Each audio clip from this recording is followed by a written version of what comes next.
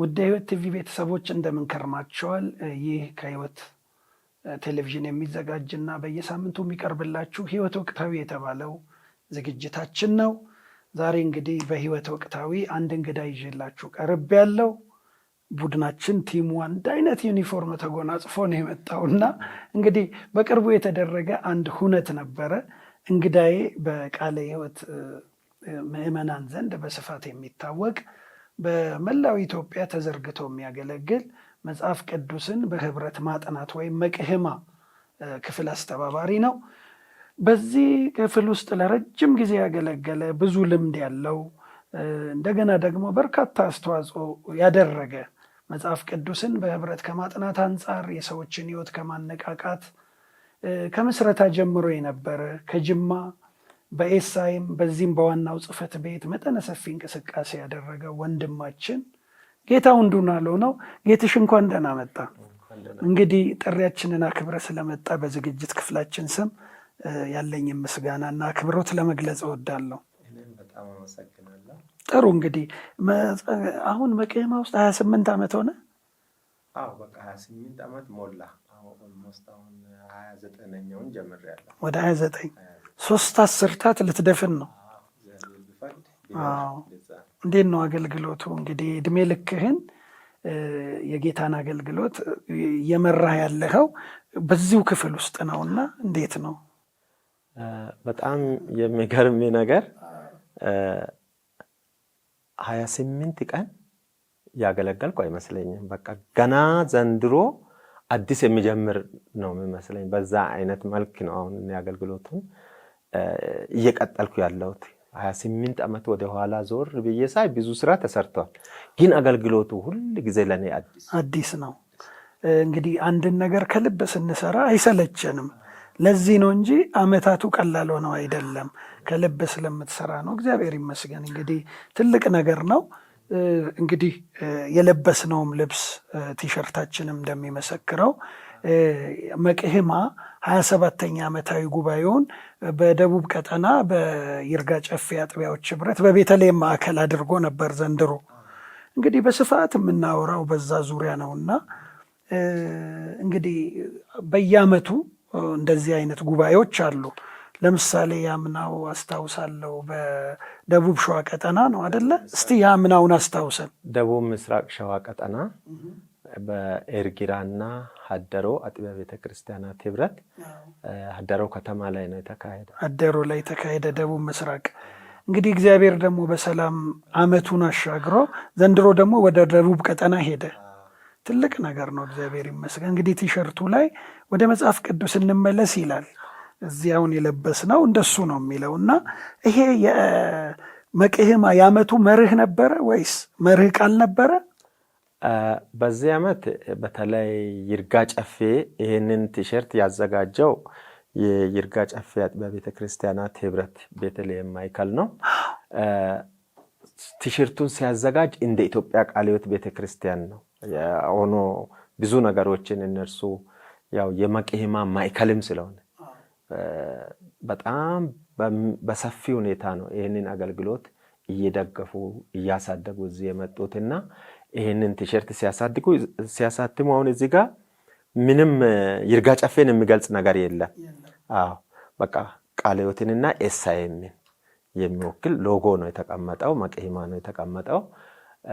ያንን እነርሱ ናቸው በዚህ ዓመት ሙሉን ይርጋ ጨፌ ላይ ወደ እግዚአብሔር ቃል እንመለስ በሚል ነው እነርሱ ወደ 170 በላይ አጥቢያዎችን ወደ እግዚአብሔር ቃል እንዲመለሱ ሲያነቃቁ፣ ሲያስተምሩ፣ አመታዊ ኮንፈረንሱን ሲያካሂዱ ከዚህም ከዋናው ጽሕፈት ቤታችን እነ መጋቢ አበራ አዋነው ሄደው ስልጠና ሁሉ የሰጠው በዚህ ርዕስ ነው እና በጣም በሚያስደንቅ ሁኔታ በዛው መንፈስ ውስጥ ሆነው ነው ይህንን ጉባኤም ሲቀበሉ ይህንን ቲሸርት አዘጋጅተው ለኢትዮጵያ ቃለ ሕይወት ቤተክርስቲያንና ለኤሳይምም ያበረከቱት ማለት ነው።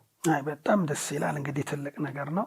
ወደ መጽሐፍ ቅዱስ እንመለስ ወይም ደግሞ ባክ ቱ ዘ ባይብል የሚለው እንትን በዚህ በድህረ ዘመናዊ ዓለም ብዙ ነገር በተበላሸበት ጊዜ ከዚህ የተሻለ መርህ ሊኖር አይችልም። ትልቅ ነገር ነው። ስለዚህ አሁን ይሄ የይርጋ ጨፌ አጥቢያዎች ልዩ ህብረት ራሱ የተጠቀመበት ነው። እናንተ ግን መርህ ቃል አላችሁ አይደል? እንደ መቅህማ ያላችሁ መርህ ቃል ምንድን ነው? ትውልድ ሆይ ወደ እግዚአብሔር ቃል ተመልከቱ። ትውልድ ሆይ ወደ እግዚአብሔር ቃል ይሄ የሁል ጊዜ በቃ ወደ እግዚአብሔር ቃል ነው ትውልድን የምናመለክተው። ይሄ አስፈላጊ ነው፣ በጣም አስፈላጊ ነው። ያ ደግሞ ሌላኛው አስፈላጊ ነው። ወደ እግዚአብሔር ቃል ተመልሶ ሰው ወደ እግዚአብሔር ቃል መመልከት እንዳለበት ያንን የሚያመለክት ቃል ነው። ትልቅ ነገር ነው። ራሱ መጽሐፍ ቅዱስን በህብረት ማጥናት ማለት ሰዎች ወደ እግዚአብሔር ቃል እንዲመለከቱ፣ እንዲያጠኑ፣ ያንን የህይወታቸው መርህ አድርገው እንዲኖሩ ነው ዓላማውና ትልቅ ነው። ትውልድ ሆይ ወደ እግዚአብሔር ቃል እንመልከት። እንግዲህ ውድ ሕይወት ቲቪ ቤተሰቦቻችን ወደ መጽሐፍ ቅዱስ እንመለስ። ትውልድ ሆይ ወደ እግዚአብሔር ቃል እንመልከት። እነዚህን መርሆች ልብ ይሏል እንግዲህ እንደ ዘመኑ እና እኔ አሁን ጌትሽ ትልቁ እንደው በዚህ በወቅታዊ ጉዳይ አንስተን እንድንወያይ የፈለግኩት መቅህማ ወይም ደግሞ መጽሐፍ ቅዱስን በህብረት ማጥናት እንደ ቃለ ሕይወት አንተ የምትመራው በሀገር አቀፍ ደረጃ የምትመራው ይህ ክፍል ዘንድሮ በይርጋ ጨፌ የአጥቢያዎች ህብረት በቤተልሔም ማዕከል ነው የተደረገው እና እዛ የተካሄደው ሁነት መርሃ ግብሩ ምን ይመስላል? ምን ተካሄደ? ምክንያቱም አሁን ጥቂት ሰዎች ናቸው ወደዛ የተጓዙት። የቃለ ሕይወት ቤተክርስቲያን አባላት በሚሊዮን ቤት የሚቆጠሩ ናቸው። መረጃውን ለህዝብ እናድረስ፣ መነቃቃትም ሊያመጣ ይችላል ብለን ነው እና የምናስበው። እስቲ ይርጋ ጨፌ የነበራችሁ ቆይታ ምን ይመስላል? የነበረውን ሁነት በዝርዝር አስረዳን እስቲ። ምንድነው እኛ የመቅህማን ጉባኤ ስንጀምር አንደኛውን ኩርፍቱ ነው ያካሄድ ነው። ጥቂት ሰዎች 30 የሚያሉ የመቅህማ አስተባባሪዎች ተሰብስበን አንደኛውን የመቅህማን ጉባኤ አካሄድን። ከዛ በመቀጠል ሁለተኛውን ወላይታ ነው ያካሄድ ነው።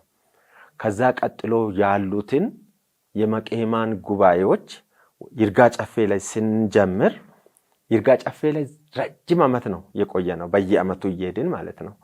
ያም የሆነው የመቅህማ ባለራዕይ የሆኑ ሚስስ ዴዝማ በቃ እኔ ኢትዮጵያ ውስጥ እያለው ይሄ ጉባኤ ዓመታዊ ጉባኤ ሁል ጊዜ ይርጋ ጨፌ መካሄድ አለበት፣ እኔ ከወጣው በኋላ ግን ወዴትም መውሰድ ትችላለህ ብለውኛልና እኛም ደግሞ እሳቸው ከወጡም በኋላ አልወጣንም፣ ይርጋ ጨፌ ላይ ቆየን።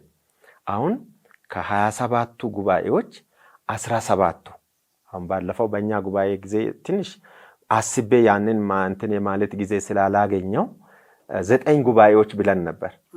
ያ ስህተት ነው። 9 ጉባኤ ሳይሆን አሁን ከመጣው በኋላ ቁጭ ብዬ አእምሮዬን ነፃ አድርጌ አሰብኩ።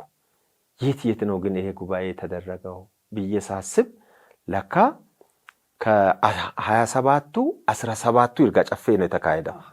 የመቅህማ ማዕከል ሲባል ነው የቆየውና ዘንድሮ በጣም ለኛ ልዩ የሆነው እነርሱ በተለየ ሁኔታ ነው የተዘጋጁት። እንደገና ደግሞ የማዕከል ግንባታ መቅህማ መጽሐፍ ቅዱስ ጥናት ነው። እኛ እንጠብቅም አንድ ማዕከል የራሱ የሆነ ተቋም ይሆናል የሚል አስበንም አናቅም። ያላሰብነውን ነገር አደረገው። ያው እንደምታስታውሰው እግዚአብሔር በየዓመቱ በየጊዜው አዳዲስ ነገሮችን ያደርጋልና አምና ሀደሮ ላይ በነበረው ጉባኤ የመቅህማ አገልግሎት የክብር አምባሳደር አሁን የመቅህማ ብሔራዊ የመቅህማ አገልግሎት አምባሳደር አቶ ጸጋዬ ዶሌ ወደዚህ አገልግሎት በአምባሳደርነት ተሾመዋል። ያ በአገልግሎቶች ዙሪያ ተደርጎ የማይታወቅ አዲስ ነገር ነው። ዘንድሮ ደግሞ ምንድነው እግዚአብሔር ያደረገው? ይርጋ ጨፌዎች መቅህማን ከልብ ነው የሚጠቀሙት። በቃ መሪዎች መቅህማን የማያጠኑ ከሆነ የጉባኤ ተሳታፊ እንኳን መሆን አይችሉም። በቃ መጀመሪያ የሚጠይቁት አጀንዳቸው ምንድነው? ሰው መጽሐፍ ቅዱስን ያጠናል ወይ? ያን ይጠይቃሉ። ከዛም ቀጥለው ደግሞ እንደሚያጠና መሪዎች ከተናገሩ አንተስ ታጠናለህ ወይ ተብሎ መሪ ይጠየቃል። እኔ አልጀመርኩም ወይም እያጠናው አይደለሁም ካለ ያ መሪ ከጉባኤ ወደ ቤት ሂድ ነው የሚባለው። ይርጋ ጨፌ ላይ ጉባኤውን አይሳተፍም። እና በዚህ አይነት መልኩ የዚህን አገልግሎት የመጽሐፍ ቅዱስ ጥናት ጥቅሙን ስላወቁ ማዕከል ግንባታ ለማድረግ ፈለጉ። የሚያደርጉት ደግሞ በራሳቸው በህብረታቸው ወይ በቀጠናቸው ስም ሳይሆን በኢትዮጵያ ቃለ ሕይወት ቤተክርስቲያን የኢትዮጵያ ቃለ ሕይወት ቤተክርስቲያን የዴዝማ መታሰቢያ የመቄማ አካዳሚ በሚል ያንን ሰርፕራይዝ አረጉን እኛን። በቃ እዛ ጋር ብዙ ነገሮች ተደርገዋል፣ ግን ይሄ ያልጠበቅነው ነው። አሁን ትምህርትና ስልጠናዎች አሉ በዚህ ጉባኤ ላይ የሚሰጡ።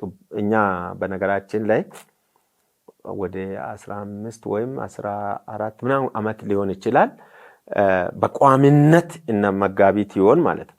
መጋቢት ይሆን ወደዚህ ቴዎፍሎስ ተስፋዬ መጋቢ ቴዎፍሎስ ተስፋዬ ወደዚህ ከመምጣቱ በፊት የደቡብ ምዕራብ ቀጠና መንፈሳዊ ዘርፍ ከሆነበት ጊዜ ጀምሮ የመቄማ አገልግሎት ቋሚ አሰልጣኝ በቃ በዚህ አይነት ሁኔታ መጣን። እሱ በየዓመቱ ርዕሶችን ያዘጋጃል፣ ትምህርት ያዘጋጃል። ያው እንደሚታወቀው እሱ ጥሩ አስተማሪ ነው፣ በጣም ፕራክቲካል ነው። ከራሱ ተነስቶ ነው አሁን ሰዎችን መቄማ አጥኑ ሲል እሱ ዝም ብሎ መቄማን አጥኑ አይደለም ምለው፣ የራሱን ቤት የራሱን ልጆች በቤቱ እንዴት እንደሚያጠኑ ያንን ምሳሌ በማድረግ በሰዎች ሕይወት ላይ ተጽዕኖ የሚያሳድር አሰልጣኝ ስለሆነ እሱን በቃ እንደው የመቄማ መጋቢ በሚል ነው እኛ በልባችን ከድሮም ጀምረን ይዘን ያለነውና አሁን እግዚአብሔር ረድቶ በዋናው ጽሕፈት ቤት የተንቀሳቃሽ የመሪነት አገልግሎት ላይ መጋቢ ቴዎፍሎስና መጋቢ አበራ አወኖ ያገለግላሉ። እነርሱ ደግሞ ይሄ አገልግሎት ደግሞ የነርሱ ፓርት ነው። ያው የነርሱ አንዱ ፓርት ይሄ ነው፣ ወደ እግዚአብሔር ቃል እንመለስ የሚል ነው። የስልጠና ዋና ነጥቡ ግን ምንድነው? አሁን እነርሱ ያንን ሲያደርጉ ለዚህ አገልግሎት በጣም ጠቃሚ ቋሚ የሆነ ነገር ለቤተ ክርስቲያናችን ምን ያስፈልጋል የሚለውን ዓመቱን ሁሉ ዞሮ ሲያዩ የሚያስፈልጋውን ትምህርት ማሰብ ይችላሉ። በዚህ አይነት ሁኔታ ነው ተዘጋጅተው ትምህርት የሚሰጡት። መጋቢ አበራ ትንሽ በህመም ምክንያት መሄድ አልቻለም። መጋቢ ቴዎፍሎስ ነው አንዱ ያስተማረን። ሌላው ደግሞ የቤተ ክርስቲያናችን ምክትል ዋና ጸሐፊ ዶክተር ወንድሙ አበበ አንዱ አስተማሪ በዚህኛው ጉባኤ ላይ ያው እሱም ረጅም ዓመት አብሮ ነው የመጣው ከመቄማ አገልግሎት ጋር። ያው የመምሪያችንም ኃላፊ ነበር እና የዚህ አገልግሎት እሱን ይመለከታል። ይህንን አገልግሎት ሲያበረታታ የቆየ ወንድም ነው። በጣም ትልቅ ትምህርት ዘንድሮም አስተማረ። በጣም ተደሰትን። በተለይ ደግሞ ዘንድሮ በጣም ከሌላ ጊዜ በጣም ለየት የሚለው የቤተ ክርስቲያናችን ቁልፍ መሪዎች፣ ስራ አስፈጻሚ አባላት፣ ብሔራዊ የቦርድ አባላት እንጂ 50% ያክል የተገኙ ይመስለኛል። እና ለምንድነው? የአገልግሎቱ ባለቤቶች ስለሆኑ ማለት ነው።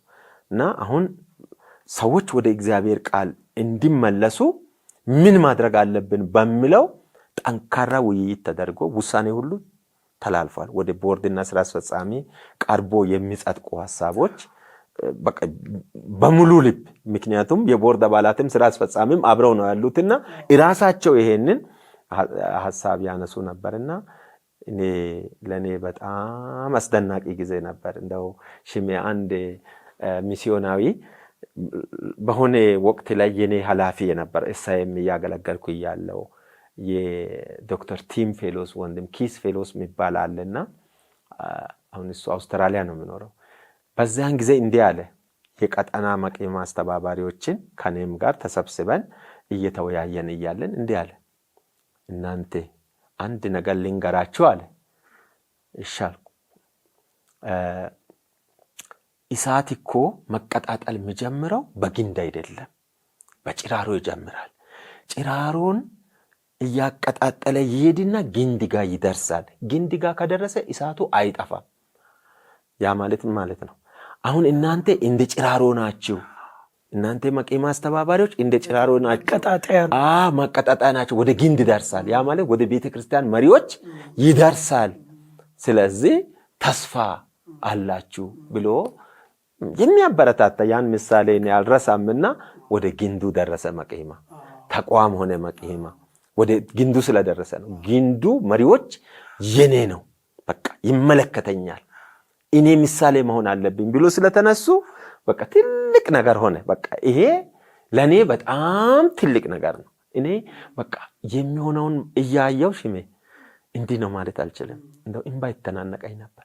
በቃ ቤተ ክርስቲያን ይሄን ስታደርግ አምና አደሮ ላይ ትልልቅ 4 ሳንጋ ቀርቦ ለዚህ ጉባኤ በሚገርም ሁኔታ ጉባኤ ገብቶ እስከሚወጣ ድረስ በቁርጥ እየተስተናገደ ይርጋ ጨፌም ደግሞ በተመሳሳይ መንገድ እንደዚህ አይነት ነገር ቤተ ክርስቲያን ስታደርግ ጌታ ሆይ ምን ያክል የእግዚአብሔርን ቃል ብታከብር ነው ቤተ ክርስቲያን የሚል በቃ ነፍሴ ትፈሳለች። በቃ ያው መሰጠታቸውን ለዚህ ተልእኮ መሰጠታቸውን የሚያሳይ በሚሊየንስ የሚቆጠር ብር ነው የሚወጣው በዚህ ለዚህ ጉባኤ መስተንግዶ። አሁን 300 የሚያህል ደርሷል። አሁን የኛ ጉባኤ አምናም ከ300 በላይ ነው፣ ዘንድሮም 300 የሚያህል ነው።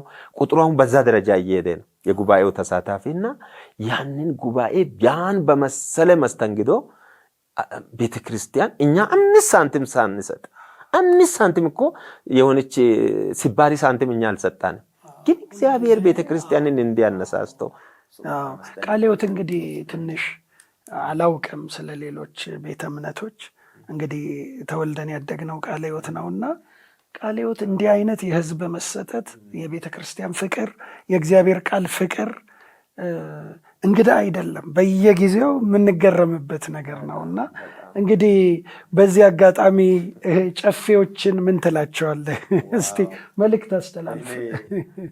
ለይርጋ ጨፌዎች ቃላት የለኝም። በጣም ቃላት ነው የሚያጥርብኝና የመቄማ አገልግሎት አሳዳጊ እውነትም የመቄማ ማዕከል መገንባት የሚገባት ቤተክርስቲያን እንደሆነች በእውነት እኔ እንኳን እግዚአብሔር አላሳፈራችሁም ነው የምለው። ምክንያቱም እኛ በየመድረኩ ቆመን ይርጋጭ ልክ ጳውሎስ እኔ ክርስቶስን እንደሚመስል እኔን ምሰሉ እንደሚል የምናደርገው ይርጋ ጨፌ መሪዎችን ምሰሉ ነው የምንለው። መሪዎችን አጠቃላይ መሪዎችን የቤተ ክርስቲያን መሪዎችን የቃለ ሕይወትም ይሁኑ የሌሎች ወንጌላውያን አብያተ ክርስቲያናት መሪዎችን የይርጋ ጨፌን መሪዎች ምሰሉ እያልን ነው የምናስተምረውና አላፈርኩም። እግዚአብሔር አላሳፈረኝም።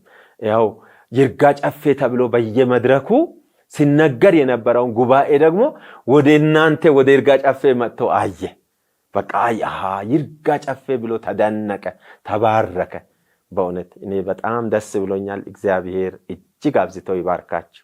እንግዲህ ጨፌዎች ምስጋና ከመጽሐፍ ቅዱስ በህብረትና ማጥናት ወይም መቀየማ ክፍል አስተባባሪ ከሆነው ከወንድማችን ጌታሁን ዶናለው ይድረሳችሁ።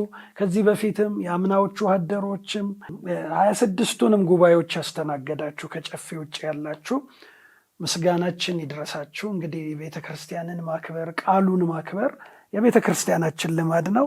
በጣም ደስ ይለናል። እንደው ጌትሽ ልመልሴና ወደዛ አካዳሚ ያ አካዳሚ ይርጋ ጨፌዎች አሁን ፕሮግራም ያደረጉት አካዳሚ በውስጡ ምን ምን ይሰራል ተብሎ ነው የታሰበው? ለምን ዓላማ ነው የሚቋቋመው? ዝርዝር ሐሳቡ አሁን እየተሰራ ነው። ግን አሁን በይፋ ለኛ ወዲያውኑ የታየንና እነርሱም ወዲያውኑ ያሳዩት ምንድነው አካዳሚው በመቄማ ስም ይሰየማል፣ ይገነባል። እዛ ጋር የሚሰጡ ስልጠናዎች አሉ። የስልጠና ማዕከል ይሆናል። ሌላው ደግሞ ወደፊት የመቄማ መጽሐፍት ማተሚያ እዛ ይሰራል። ማተሚያ እዛ ወደፊት ማተሚያ እንዲኖር መቄማ መጽሐፍት ያለ ምንም እንትን በደንብ ፍሎ እንዲያደርግ መጽሐፍት ስርጭት እንዳንቸገር ያ በዛ ቦታ ላይ ታቅዷል። እዛ ጋር እነርሱ ማዕከሉን ብቻ አይደለም ጋርደኑን ራሷል። ጋርደን ልክ ማዕከሉ ከሚገነባው ፊት ለፊት ሜዳ ላይ ጋርደን ነገር አለ። እሱ ደግሞ የዛው የዴዝማ መታሰቢያ የመቄማ አካዳሚ ጋርደን በሚል ደግሞ እዛ ጋር የቡና ችግኝ ተክለናል። አሁን በዚህ ጉባኤ ተከላ ተደርጓል። በቃ ልዩ ወደፊት ምንድነው ሰዎች የሚጎበኙበት ያ ቦታ ሰዎች ከልዩ ልዩ አገራት ሲመጡ ለጉብኝት የሚሄዱበት ዋሻ ሁሉ እዛ ግቢ ውስጥ እየተሰራ ነው የሚጎበኝበት። ይሄ አንዱ ፓርት ነው። እና ያንን አድርገው እየሰሩ ያሉት ነገር ብዙ ነገር አለ። ዝርዝር ሐሳቡን ግን ለኛ ገና ይሰጡናል። ያን ያደርጋሉ። በጣም ትልቅ ነገር ነው። እንግዲህ አንዳንድ ጊዜ ሰርፕራይዝ አርገውናል ብለሃል። ድንገቴ ነው የሚባለው። እንደው ድንገተኛ ደስታም ድንጋጤም ሊፈጠር የሚችል ነገር ጥሩ ነው። እንግዲህ እግዚአብሔር እንዲህ አይነት ትጋትን ያብዛልን ብዬ ነው የማስበው። እንደው ሌሎች አካላትም ተሳትፈዋል ከይርጋ ጨፌ ውጭ። እንግዲህ አጠቃላይ ምስጋናህን የምታቀርብላቸው ወገኖች ካሉ ዛሬ በዚህ በሕይወት ወቅታዊ ፕሮግራም ላይ ይኸው መድረኩ እንግዲህ ትችላለህ። እኔ በእውነት በዚህ ጉዳይ የማመሰግናቸው ብዙ አሉ። ይሄ አገልግሎት ተጀምሮ እስከ ዛሬም ሲቀጥል ከጎናችን ያልራቁትን የኤስአይኤም ኢትዮጵያ መሪዎችንና አገልጋዮችን ማመስገን ፈልጋለሁ። እኛ በእኛ ባነር ላይ ቢሆን በሰርቲፊኬት ላይ ቢሆን ባጁ ላይ በጉባኤ ተሳታፊዎች ባጁ ላይ ሁሉ ቢሆን የኤስአይኤም እና የቃለ ሕይወት ሎጎ ነው የሚኖረው። በሰርቲፊኬቱ ላይ የሚፈርሙት ደግሞ ሁለቱ ናቸው፣ የኤስአይኤም እና የቃለ ሕይወት መሪዎች ናቸው። እውቅና ሲሰጥም እንደዛ ነው የሚደረገው። ይህንን ያው ለነርሱ ለኤስአይኤም መሪዎች ምስጋናዬን ማቅረብ ፈልጋለሁ። ሌላው ደግሞ የኢትዮጵያ ቃለ ሕይወት ቤተክርስቲያን ለዚህ አገልግሎት መስፋፋት ብዙ ነገሮችን አመቻችታለች። አይደለም ዛሬ አገልግሎቱ የቃለ ሕይወት ሆኖ በኤስአይኤም ሆኖ ራሱ አገልግሎቱን የሚታራምደው ቃለ ሕይወት ነች። እኔ አሁን ወደ ቃለ ሕይወት ሙሉ በሙሉ ከመጣሁ ገና 6 ዓመት አልሞላኝም። ግን አገልግሎቱን ከጀመርኩ 28ቱንም ዓመታት በቃለ ሕይወት ውስጥ ነው እየሰራው ያለሁት እና ቃለ ሕይወት ይሄንን በማመቻቸቷ የቃለ ሕይወትን ቀድሞ የነበሩ ወደ ጌታ የሄዱ መሪዎች አሉና ዶክተር ኩርሴ እና ብዙ አባቶች አሉ እና አባባ ኬዳሞ እና ወደ ጌታ በጌታ ፊት ያሉ አሉ። አሁንም በሕይወት ያሉ አሉ። አሁን በመሪነት ያሉም እንዲሁም ደግሞ አርፈው በጡረታም በቤት የተቀመጡ መሪዎችን አሉ።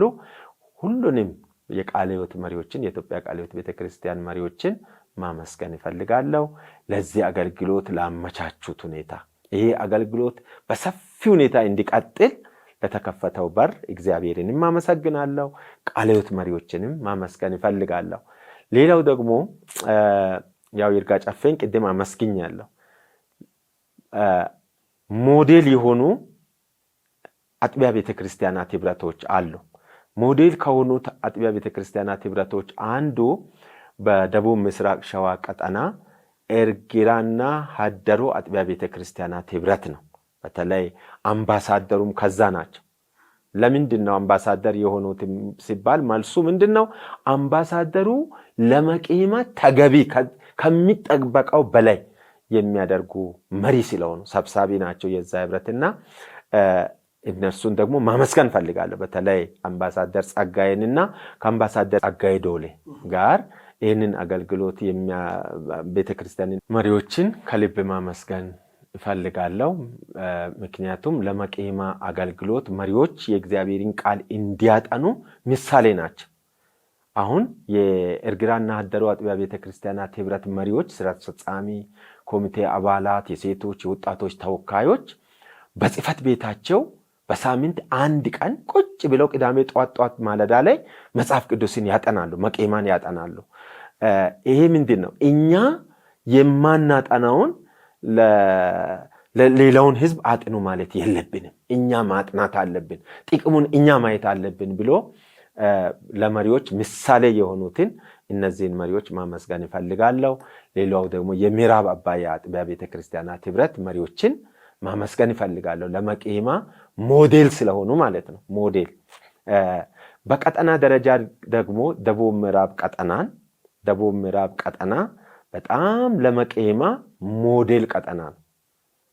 በጽፈት ቤቱ ግቢ ውስጥ መቄማ ይጠናል፣ ሰራተኞች ያጠናሉ። እንደገናም ደግሞ ሌሎች መሪዎች እንዲያጠኑ በጣም ጥሩ ምሳሌ ሆነዋል። ስለዚህ የደቡብ ምዕራብ ቀጠና መሪዎችን አመሰግናለሁ። የወላይታ ቀጠና እንደዚሁም በወላይታ ቀጠና ጽፈት ቤት የጽፈት ቤቱ ሰራተኞች መቄማን አንድ ላይ ያጠናሉ እና ምሳሌ ናቸው። ሌሎች አጥቢያ ቤተክርስቲያናት ህብረቶች እነርሱን እንዲከተሉ የእነርሱን ምሳሌ እንዲከተሉ ስለሚያደርጉት ነገር ማመስገን ይፈልጋለሁ። እግዚአብሔር አብዝቶ ይባርካችሁ። ቅድም አንተ ሽሜ ጠቅሷልና ይህንን ጉባኤ ከመጀመሪያ ጀምሮ በማስተናገድ ያገለገላችሁትን ደቡብ ምዕራብ ቀጠናን፣ ወላይታ ቀጠናን፣ ጎፋ ቀጠናን፣ ደቡብ ሸዋ ቀጠናን፣ ደቡብ ምስራቅ ሸዋ ቀጠናን፣ ምዕራብ ደቡብ ቀጠና ቦንጋ ቀጠናን በእውነት ከልብ እናመሰግናለን። ብዙ ዋጋ በመክፈል ይህንን አገልግሎት በማስተባበር በቃ በማስተናገድ በጣም ትልቅ ዋጋ እየከፈላችሁ ይህንን አገልግሎት ወደዚህ ደረጃ ተቋም እስከሚሆን ድረስ ስላሳደጋችሁ እግዚአብሔር አብዝቶ ይባርካችሁ። በጣም አድርገን ነው የምናመሰግነው። እንግዲህ ምስጋናህ የበዛው ለምንድን ነው? ስራውም ስለበዛ ነው። ብዙ ስራ ስለተሰራ፣ ትልቅ ስራ ስለተሰራ፣ ለዛ ስኬት ደግሞ ብዙ ወገኖች መልካም እጆችን ስለዘረጉ ነውና እግዚአብሔር ይባርካችሁ። እንግዲህ የቅዱሳን በረከት ለህይወትም መልካም ነው። እኔ መቼም በቤተ ክርስቲያኔ በጣም እኮራለሁ። በጣም በእውነት በብዙ አቅጣጫ በየትኛው መስክ ስትሄድ ለቤተ ክርስቲያን የተሰጠ ህዝብ ነው ያለውና መቅህማ ላይም ይሄንኑ ነው እያየን ያለ ነው። እንደው ጌትሽ ወደፊት ያላችሁ እቅድስ አሁን ምንድን ነው? ይሄ ጉባኤ ያልፏል፣ ህይወት ይቀጥላል፣ አገልግሎት ይቀጥላል። እስቲ እንደው ወደፊት ምን አስባችኋል? እንደው እቺን ባጭሩ። ያው ወደፊት ቀጣይ ጉባኤ የሚካሄደው ደቡብ ሸዋ ቀጠና ላይ ነው። መሪዎች ሄደው ይህንን ጉባኤ አጸልየው ተመልሰዋልና ቦብቾ ላይ ይካሄዳል።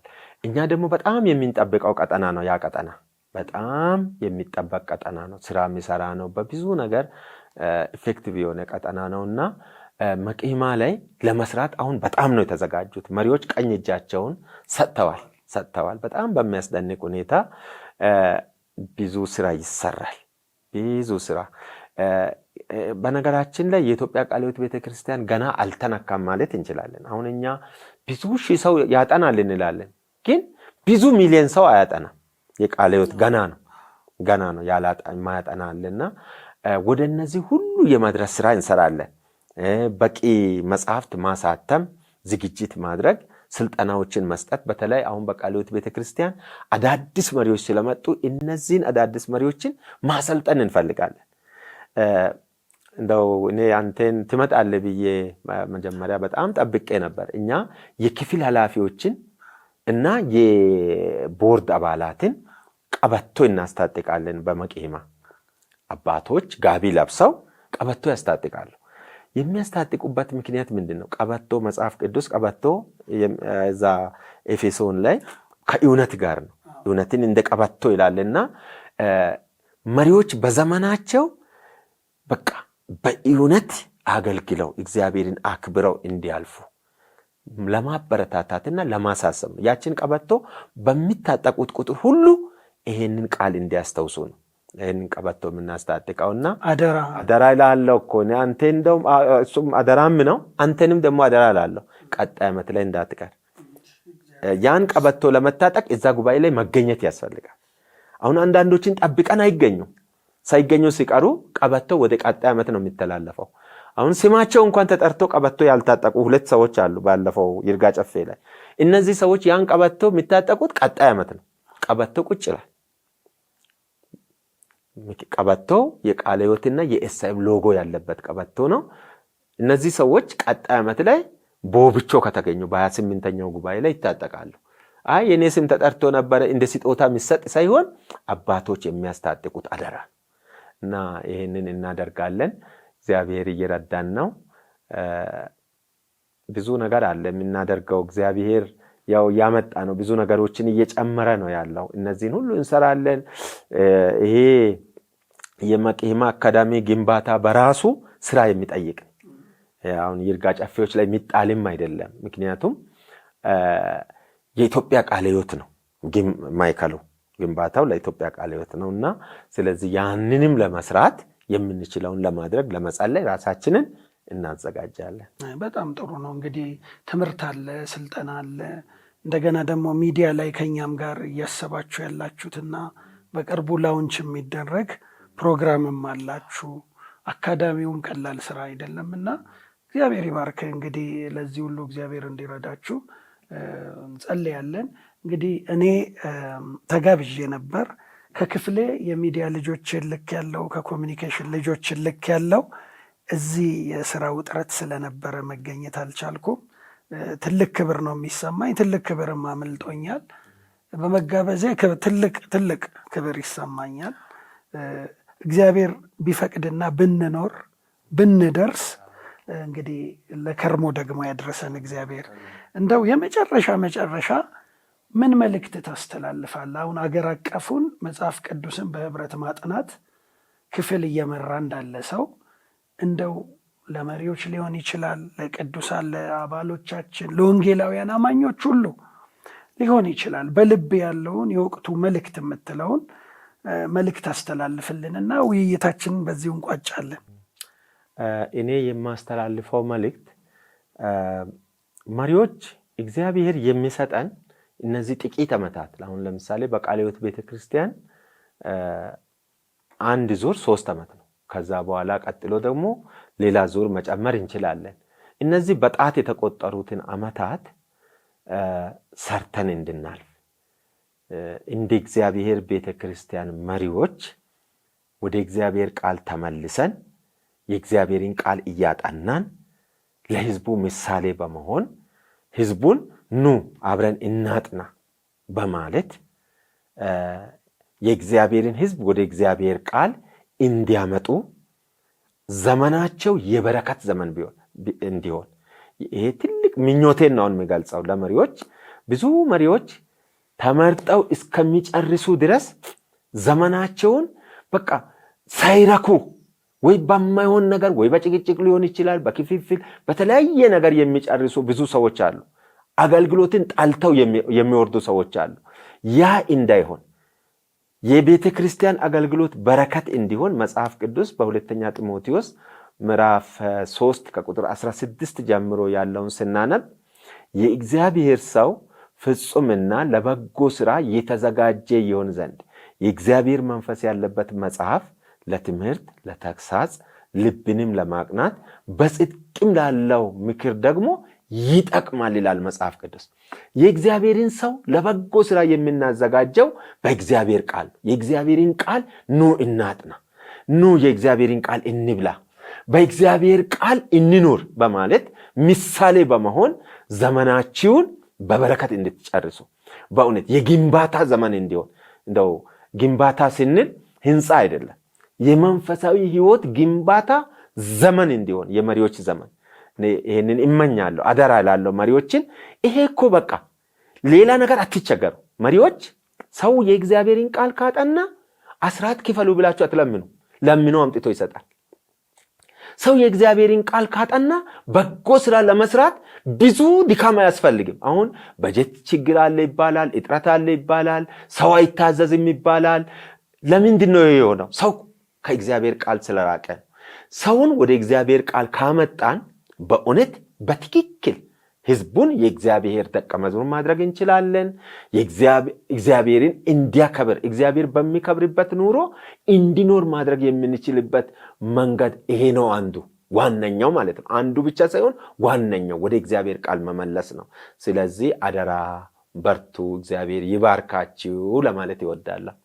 እግዚአብሔር ይባርክ። እንግዲህ ጌትሽ ትልቅ ነገር ነው የተላለፈልን። ውድ ሕይወት ቲቪ ቤተሰቦች እግዚአብሔር ቃሉን ነው የላከልን። እንግዲህ በእግዚአብሔር ዘንድ የነበረው ቃል ጸጋንና እውነትን ተሞልቶ ስጋን ለብሶ በእኛ ያደረ ጸጋንና እውነትን ተሞልቶ አንድ ልጅ ከአባቱ ዘንድ የሚያየውን ክብር ያሳየን ክርስቶስ በቃሉ ተገልጦልናል። እግዚአብሔር እንግዲህ በአጠቃላይ ተፈጥሮና በቃሉ በኩል ራሱን ገልጦልናል። በልጁ በክርስቶስ ኢየሱስ እንደገና ራሱን ገልጾልናል። ትልቅ መልእክት ነው የተላለፈው። ውድ ሕይወት ቲቪ ቤተሰቦች የዛሬ እንግዳዬ በኢትዮጵያ ቃለ ሕይወት ቤተክርስቲያን መጽሐፍ ቅዱስን በህብረት ማጥናት ወይም መቅህማ አስተባባሪ የሆነው ወንድም ጌታውን ዱናሎ ነበረ። እንግዲህ ጌተሽ ጥሪያችንን አክብረ ይሄንን ቃለ መጠይቅ ስላደረክ ከውድ ጊዜ ቆርሰህ ከኛ ጋር ስላሳለፍከው ጊዜ በዝግጅት ክፍላችን ስም አመሰግናለሁ። ተባረክልኝ። እኔም አመሰግናለሁ። እግዚአብሔር ይባርካችሁ። እወዳችኋለሁ።